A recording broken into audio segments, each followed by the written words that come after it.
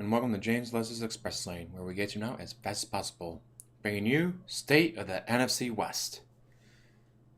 Reason I'm doing NFC West is because, except for the Cardinals, this team also has their quarterback set.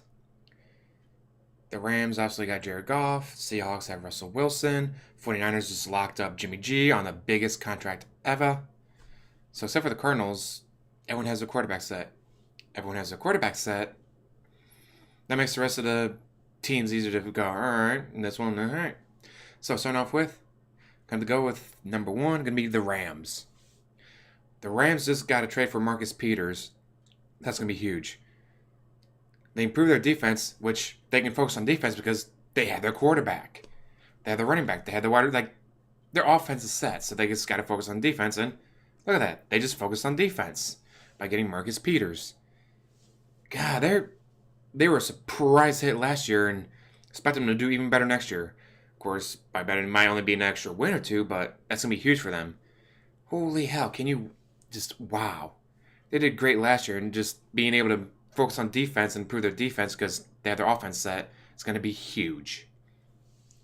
Next, I guess technically the Seahawks could too, but real competition for the Rams, the 49ers. The undefeated Jimmy G will be leading the 49ers. 49ers had one win without him. He goes to the 49ers, the exact same team. He goes undefeated with them. And like even the coach said with CJ Beathead, Burhead, whatever his name is, it's like, it's not his fault. Like, we're going to do a 3-step drop. He doesn't even get his second drop in, and he's already being hit. It's like, it's the O-line. But then Jimmy G gets the exact same O-line and goes undefeated. Like, it makes no sense. Maybe CJ Burhead banged one of the offensive linemen's wives, and so he just like, guys, don't protect him, get him killed. That's the only thing I can think of. Is like, why did the O-line protect Jimmy G, but not CJ? Like, it doesn't make any sense that one guy gets protected and the other one doesn't. Unless the other guy banged an offensive lineman's wife or something. It just makes no sense. But yes, with Jimmy G, set a quarterback, it's like, all right, well, now we can focus the draft on whoever the best player is. It's like, all right, well, do we really need that position? No, but the guy we have is, been around for 8 years. He might retire in a couple years. This kid will be in his third year before he has to start. So he's going to have the experience. He's going to have knowledge of the playbook. We'll be set. Great.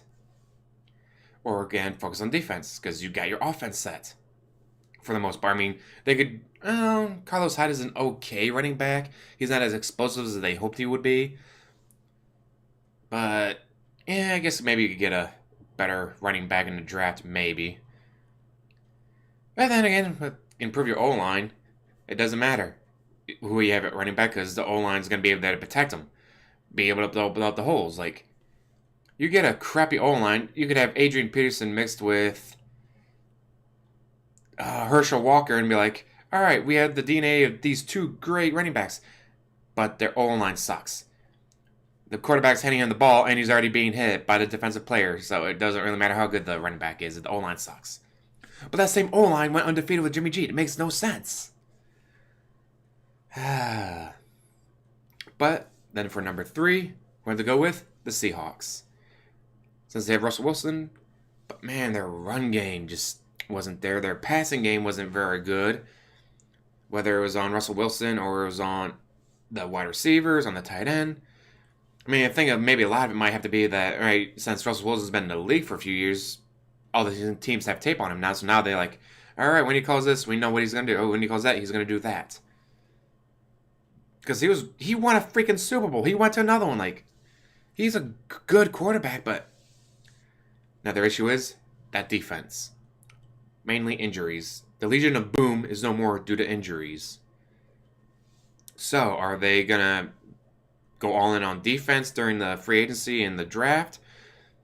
You might have to because, again, you don't have the Legion of Boom due to injuries. Like, everyone got hurt. Like, oh, wow. That team that lost every game just put up 382 yards against us because we had no defense anymore because our entire defense was hurt.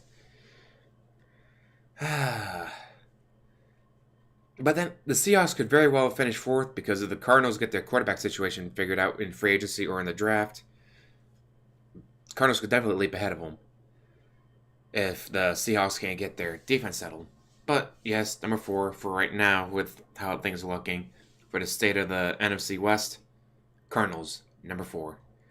Losing their quarterback, their backup isn't very good. They're going to another team for Kirk Cousins maybe to go to. If not Kirk Cousins, then, oh, Sam Bradford, if you can keep him from getting hit. Carson Wentz maybe getting him trade, or Nick Foles, because, like, right now, it's like, oh, Carson Wentz is young. He's great when he's on the field. But, yeah, when he's on the field. What if he's the new Sam Bradford? What if he's, wow, look at this, 16 games of stats. Oh, my God, this is Hall of Fame legendary career. He's been playing for 8 years. What? He's been playing for 8 years, and he only has 2 years worth of stats because he keeps getting hurt, and so he can combined have 2 seasons worth of games. If Carson Wentz pulls the same Bradford, it doesn't matter how great he is when he's on the field if he's not on the field. So the Eagles know that with Nick Foles, they know what they got with Carson Wentz, and maybe Carson Wentz can't come back from that injury, so maybe trade him to the freaking Cardinals and get someone else as backup for Nick Foles. Or trade Nick Foles to the Cardinals and hope that Carson Wentz can come back and not be the new Sam Bradford. Man, there's going to be a lot of options for free agency this year with all the quarterbacks going into it. Again, some like Drew Brees, they're not going anywhere. The Saints will give them the key to the city. The Saints will beat up the governor and give him the key to the entire state. Like I don't think that's a thing, but again, the Saints will do anything to keep Drew Brees. Drew Brees will retire as a Saint. There's no way they're going to let him go. But who knows? Maybe he's tired of the offense. Maybe he's tired of going 1-out in the playoffs. Who knows? Maybe the Cardinals can make a trade for him. Or pick him up in free agency. Don't even have to trade. Just pick him up in free agency. God, there's a lot of stuff that go on to free agency and trading. As we just saw with the Marcus Peters trade, going to the Rams. Man, there's some, or the Alex Smith trade to the Redskins. God, I love football. I can't wait for more.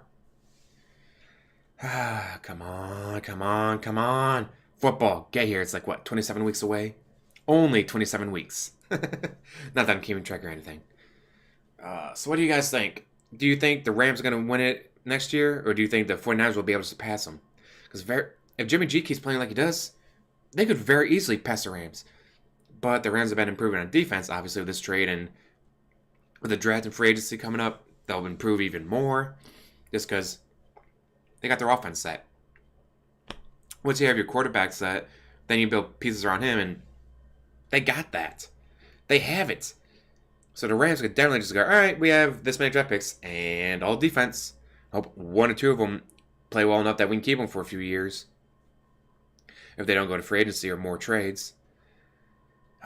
Come on. I can't wait for the season to start. We guys got to wait for free agency to open up. We need to wait for the draft to open up. We need to wait for the Vikings to figure out what they're doing. God. Because right now, the Vikings have no quarterback. All 3 of the quarterbacks are free agents. Don't sign Sam Bradford.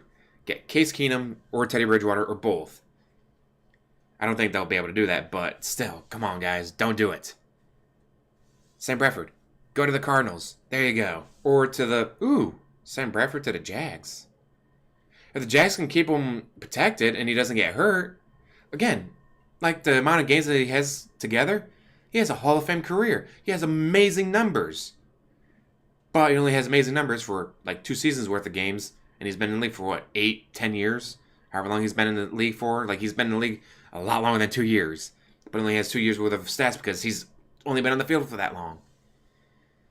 God. The Vikings, I mean, if the Vikings lose all 3 quarterbacks free agency, they're going to be hurting bad. We'll be the Lions of that division next year if we lose all 3 quarterbacks. Anyways, so yes, state of the NFC West. Rams, 49ers, with the 49ers possible to leap the Rams. Seahawks, with the Cardinals possible to leap the Seahawks. But I don't see the Cardinals going, hey, we got a new quarterback. Yay, we won a division. Like, no, I don't see that happening. Seahawks could possibly, if they can get their defense improved and healthy, go right back to where they were a couple years ago. But man, there's so much competition in the NFC West. The NFC West might be the division to watch next year. Like last year, it was AFC West with all the stuff that was going on. This year, it could very well be the NFC West. Just if all four teams have a quarterback, watch out, NFL. Watch out for the NFC West to win it. And as always, like, subscribe, comment down below, and have a wonderful day.